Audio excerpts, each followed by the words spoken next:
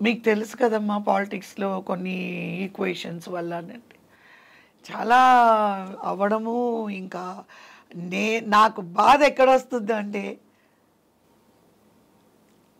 పిల్లల్ని వదిలేసి మీరు.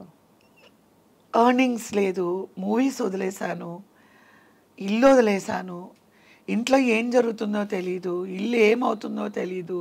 తిన్నారా లేదో తెలీదు. ఎలా ఉన్నారో తెలీదు. వాళ్ళ ఫోన్‌లో కూడా మాట్లాడేదాన్ని కాదు. ఏదో పిచ్చిలాగా పిచ్చిగా నాకు ఎలాగైనా ఆయన ముఖ్యమంత్రి అవ్వాలి. చ తెలుగుదేశం పార్టీ రావాలి అని దాంట్లో నేనొక మంచి ఎమ్మెల్యే అవ్వాలి. ఒక మినిస్టర్ అవ్వాలి. నేనేమనుకున్నానంటే వైజాగ్ సౌత్ మన ఉమ్మడి రాష్ట్రాలకి అప్పుడున్న ఉమ్మడి రాష్ట్రాలకి రోల్ మోడల్ చేయాలనుకున్నానండి.